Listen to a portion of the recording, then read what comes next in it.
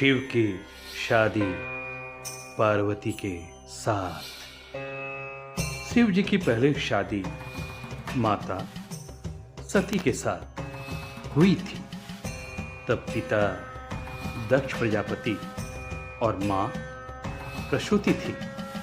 इस तरह भगवान शिव की पहली शादी की बारात कैलाश से चलकर हरिद्वार की प्राचीन नगरी कनखल में आई थी। प्रजापति दक्ष महायज्ञ कर रहे थे, जिसमें भगवान शिव को आमंत्रित नहीं था। पति के साथ किया गया अपमान सती बर्दाश्त नहीं कर पाई और लहलाते अग्निकुंड में कूदकर अपनी जान दे दी। अत्यंत दुखी शिव घोर तपस्या पर चले गए। अब भगवान शिव की दूसरी शादी पार्वती के साथ। इस जन्म में सती पर्वत की बेटी होने के नाते पार्वती कहलाई। पार्वती राजा हिमवान और रानी मैनावती की पुत्री थी। पार्वती भगवान शिव को मन ही मन अपना पति मान चुकी थी। वह दृढ़ संकल्पित थी, विवाह करेगी तो भोलेनाथ से ही। देवतागण भी यही चाहते थे। शिव को पाना पार्वती के लिए आसान नहीं था। फिर क्या था? पार्वती ने शिव को पाने के लिए कठोर तपस्या शुरू कर दी। शिव जी पार्वती की तपस्या से प्रसन्न हुए और उन्हें दर्शन देकर कहा कि वे किसी राजकुमार के साथ विवाह कर ले। नहीं, कभी नहीं, पार्वती ने कहा। शादी मुझे आपसे ही करनी है। अपने प्रति पार्वती का असीम प्रेम देख बाबा भोले का मन पिघल गया और अंत में वे पार्वती से विवाह के लिए राजी हो गए। भगवान शिव का बारात उत्तराखंड के रुद्रप्रयाग जनपद के त्रियुगी नारायण गांव की ओर प्रस्थान किया। यह गांव गंगा और मंदाकिनी नदी के संगम पर बसा हुआ है। शिव पशुपति हैं, सभी जीवों के देवता।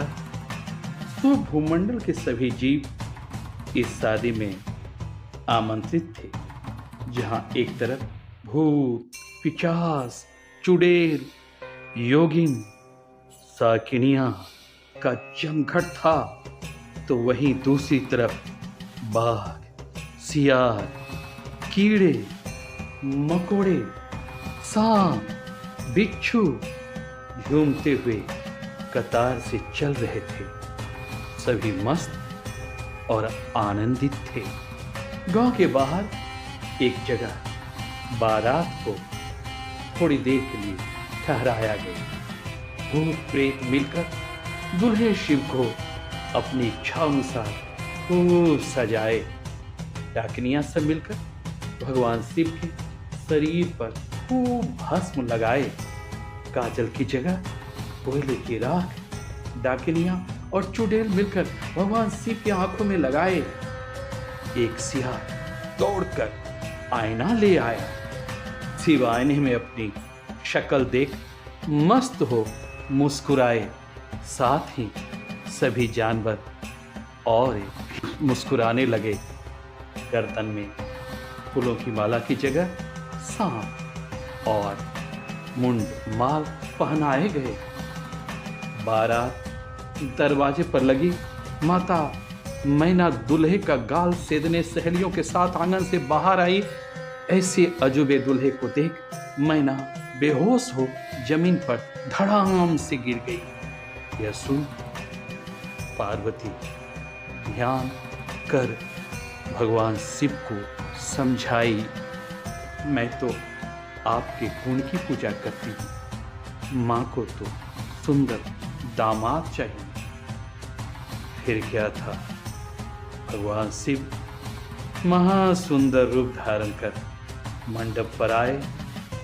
इनके आकर्षक रूप देख सबों की आंखें चौंधिया गई। 9 फीट लंबे शिव शादी के मंडप पर बैठ गए। अपने देश में इस तरह की शादियों में दूल्हे और दुल्हन के पूर्वजों के बारे में बहुत गर्व से बताया जाता है। गोत्र, कुल, वंश को खंगाला जाता है। दुल्हन की तरफ से पार्वती के पिता हिमावत हिमालय पर्वत के राजा थे। दुल्हन के वंशावली के बारे में बड़ी बड़ी बातें सुनाई गई। सबों ने हाँ में हाँ मिलाया। अब उन्होंने कहा दूल्हे के बारे में बताया जाए। शिव चुप मौन बैठे रहे। भूत पिशाच अनाप शनाप आवाज निकाल रहे थे। इससे दुल्हन के पिता अपमानित महसूस करने लगे। वे तहस में आ गए।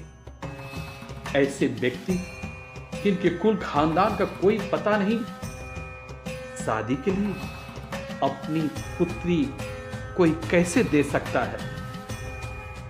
इतना सुन भीड़ में बैठे नारद जी बीना लिए खड़े हो गए। नारायण नारायण कहते हुए बीना की एक तार को छेड़ दिए और बोले, हे राजन, वीणा से निकली हुई यह आवाज ही भगवान शिव का वंश है, कुल है। इस पर राजा हिमावत और झल्ला गए। क्या बकते हैं, क्या बकते हैं नारद जी आप?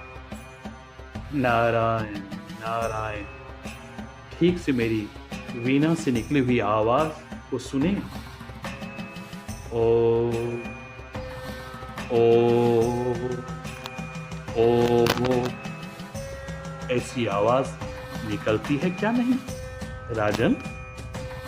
इस पर राजा ने कहा, हाँ, ओम शब्द तो स्पष्ट सुनाई पड़ रही है। हे राजन, जब ब्रह्मांड के सभी ग्रह नक्षत्र आपस में टकराए तो एक बहुत बड़ी गूंज निकली। उसी तरंगित गूंज से भगवान शिव की उत्पत्ति हुई है। ये स्वयंभू है, स्वयं निर्मित आदि गुरु। हाँ हाँ, यही आदि गुरु है। हे राजन, इस शादी को ना रोकें। ये शुद्ध चेतना है, निरंतर रचनात्मक। आप तो हिमालय प्रदेश के राजा हैं ना। ये 3 लोक के नाथ,